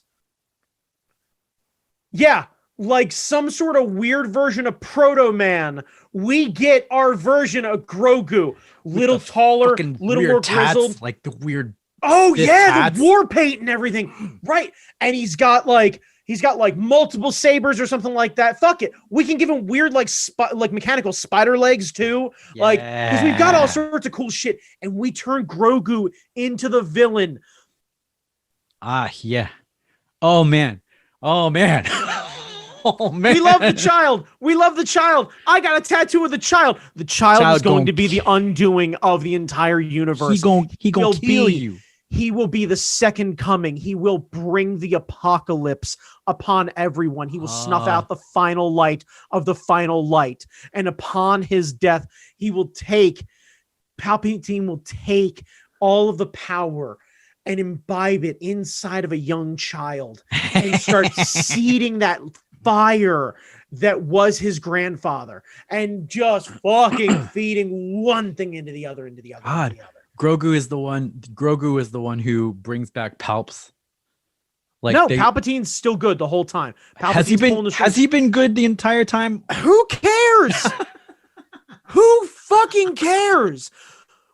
Dude, if we get badass, angry, mid-teenager Space Yoda, because Grogu's a terrible name, by the way. I hate that name. It's a bad name. Yeah. As soon as they named him that, I was like, I'm out. I do not give a shit. Right. The second they named him that, I was like, cool, he can be a bad guy now. That's awesome. Yeah.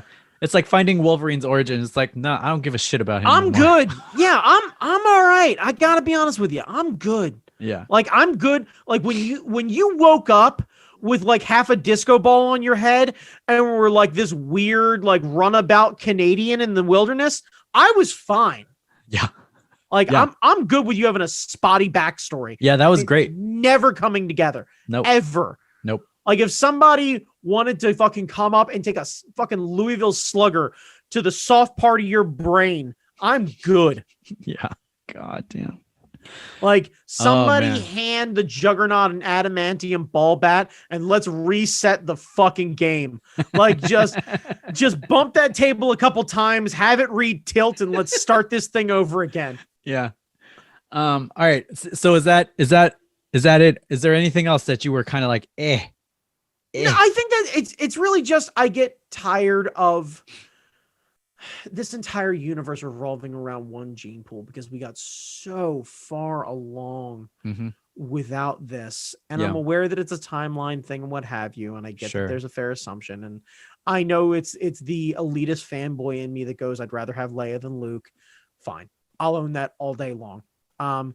But I'm hoping for storyline's sake, because what I really don't want is for there to be some sort of like final battle thing or some sort of other spin-off where like Grogu goes on adventures and yada yada yada, and we get to see like shitty teenager, but he's actually really like 100-year-old Grogu, and like because we don't know if he lives, and is he the last Jedi, like the last Jedi, like what's going on with Kylo kill him, or like like is he a Knight of Ren? Does he get tiny armor finally?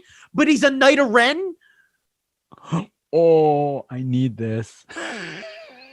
Because honestly, hearing like Kylo talk with the rest of the guys and him just be like, he's too powerful, we have to take him out. Like, I'm super good with all of that. God.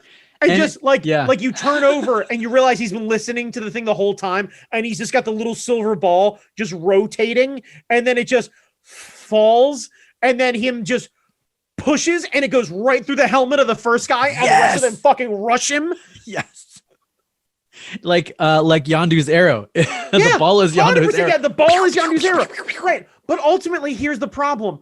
All we're doing is making him evil, and if you're gonna fucking do that, go hard in the paint with it. Kill them all, Grogu. That's what I'm saying. The butcher of Yavin. Because I'm really, really worried that they're going to turn Grogu into some sort of weird pacifist fucking like Kato for fucking Luke. Because they're super likely to do that shit. Yeah. Like, nobody gets cool under Luke Skywalker's tutelage. No one. You got to be rad when you start. It's the only reason Leia got away with that shit. Everybody else is either dead or a fucking crybaby. I never thought I would say the best byproduct of his training is a bitchy Nazi. That's the best we got, is a bitchy Nazi. It's true. A California redwood of a man, but a bitchy Nazi. Final thing, did you stick around for the end credits? Yes, of course I stuck around for the end credits. Did you not hear me talk about Bill Burr fucking yelling about No, well, yeah, I forgot that. Right. Because it was like, my brain is, I don't know. Yeah, no, you're good. You're good. My brain is addled at this point. But yeah, what do you think of the Book of Boba? Again, we're getting into the Mandalorians being Mormons, by the way. Just the title is now, I didn't realize I stumbled onto the Book of Mando. The Book of Boba. Right, yeah, like the Book of Boba is a whole like subsect thing. Now, I'm not sure what's going to happen. It's a new show. It's a new show. No, I get that, but what I'm saying is it Boba settling old scores, and if so, with who? Is this where, because what I could see reasonably happening is this is where Lando finally reconnects with Chewie and Han to save Cloud City, because Cloud City gets attacked, but I don't remember who by. And the idea of them doing a rewrite with it and basically having Boba essentially go back and try and take out everybody who motherfucked him. And that would start with Han and Chewie and Lando. Yeah. And that would start with him going back and attacking Cloud City. Could be a whole thing. And that means that, like, how do we handle that? Do we get Donald Glover? Do we get the whole Solo cast? Right. In with that? Do we touch any of that, given the negative response of a lot of that? I hope not. I hope we just get some new shit. Right, but what's he supposed to do? I don't know.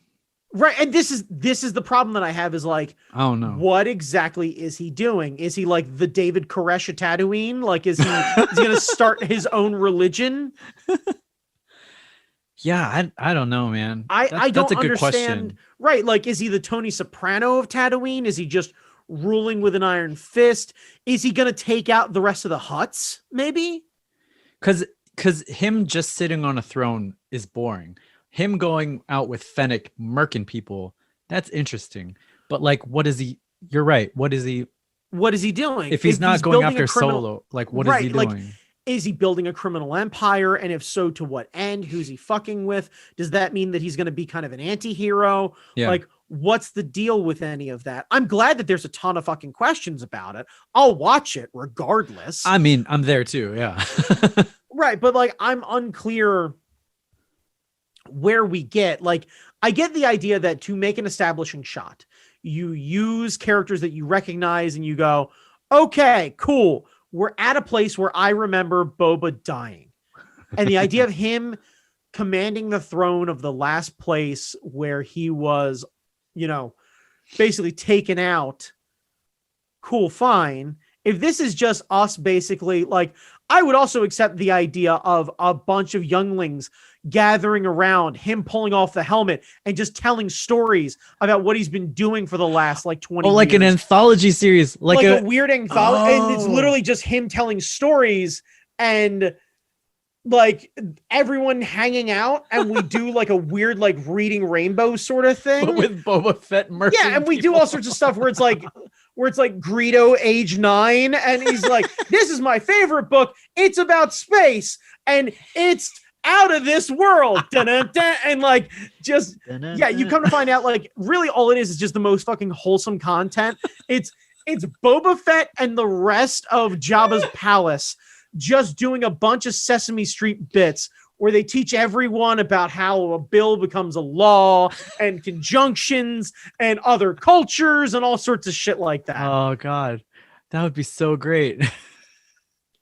Yeah, reasonably, I think what it would genuinely be are stories about Boba.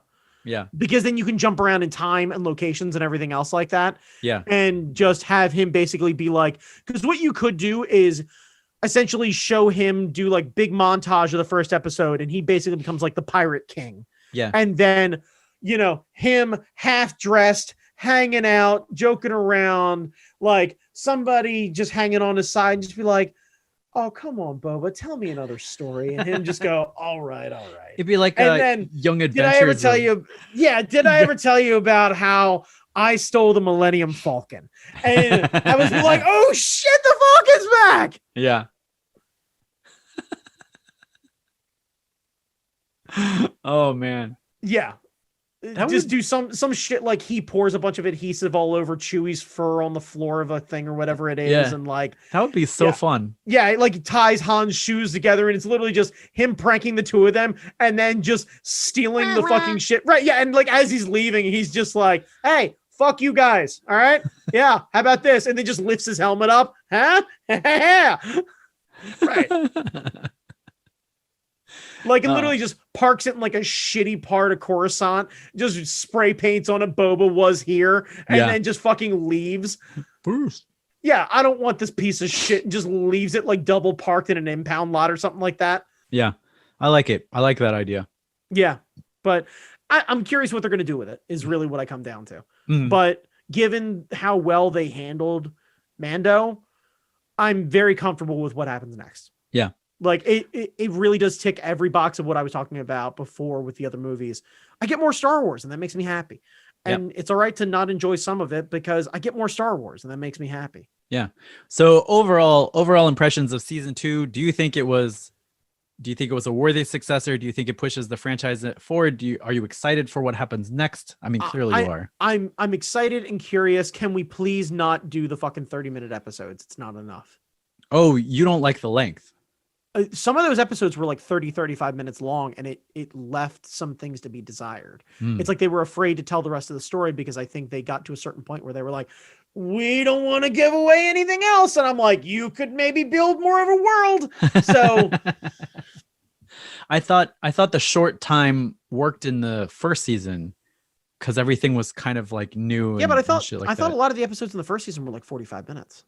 Yeah, 40 have like, oh, I have it right here. Let's see. That's what I'm saying. Cause like, I thought the other ones were like 48 minutes, 45 minutes. And maybe I'm mistaken. And it's just perception. It's not like some of those episodes in the second season, especially toward the middle, felt very fucking short. Season 1, most of them, the first season, the first episode was 39 minutes. The second was like 32. Then we got 37. Okay, never mind that. 41, 35, 43, 40. Right. I stand corrected. They were all over the place there too. Never mind. We're good. I stand corrected. I'm happy to admit when I'm wrong. Oh man, season 2, 54, 41, 35, 39, 47, 33, 38, 46. Right. Yeah. I think those couple in the middle there when I was like really getting excited about it and they didn't give a whole lot. I was like, where's the rest of the fucking episode? Yeah. More boba. More boba kicking Frankly, ass. could we just have a fucking montage set to the fucking song The Best and it's just him spray painting the fucking thing? Yeah. Right. Just right. Just and him spinning the helmet and just fucking hitting it with the gloss. Like, you're just the best. Yeah. And just him fucking putting the armor back on and rolling his shoulders and everything else like that. And then him like looking down at the armor, realizing it's sticking out a little farther and like adjusting the things out a little bit and just going, what are you going to do, huh? And then just like moving on. This is like time, huh? That is the best part about Dad Bod Boba Fett. Yeah, like, because he looks like he's going to fuck somebody up.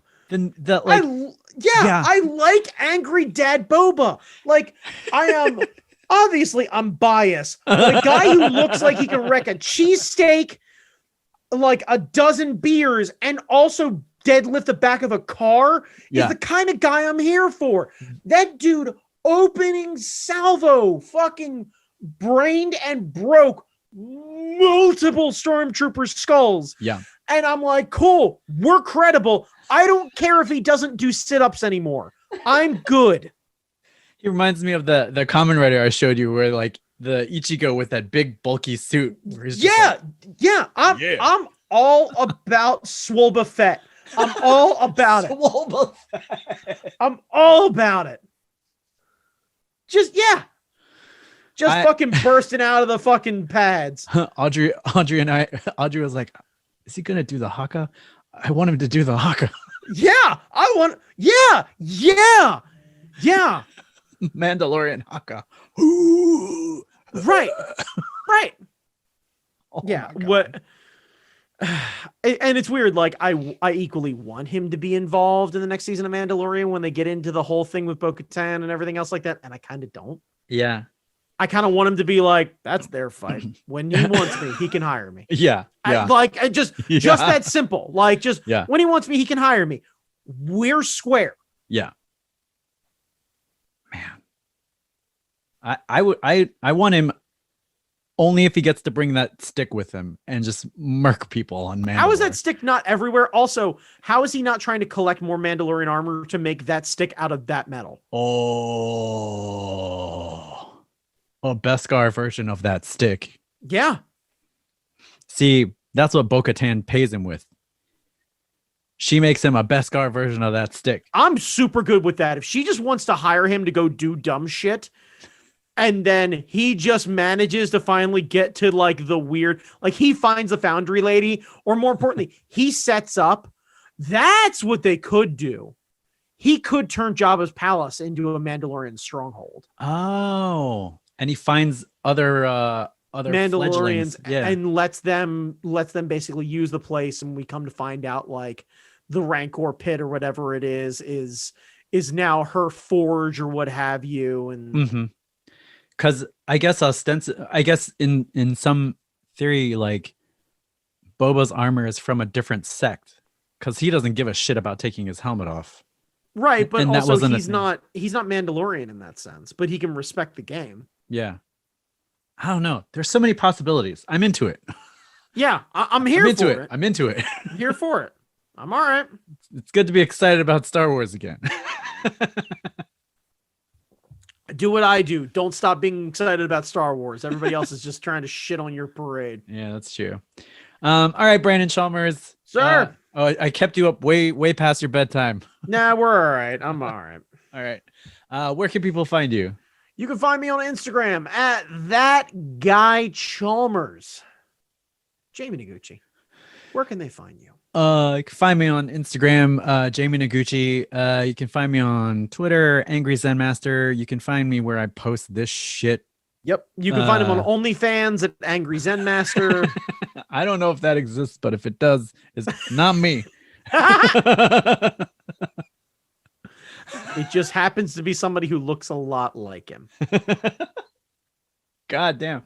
Happy holidays. This is probably going up later in the week, so I don't know. Yeah. Every day is the same fucking day. It's just whatever. Be safe. Be nice. Yeah, be safe. Enjoy the holidays. Please, if you have the ability to stay home during the holidays. I'm doing it. A lot of other people are doing it. Just be safe. Don't do anything unnecessary. Please don't travel. Like I beg of you. Yeah. Like just take the fucking year off. You're an adult. You'll be fine. Yeah. Stay at home, save a life, wear a mask, be awesome, enjoy the holiday, and be excellent to each other. Because seriously, like things are fucking tense enough as is. Don't be a dick. Yay. Mm-hmm.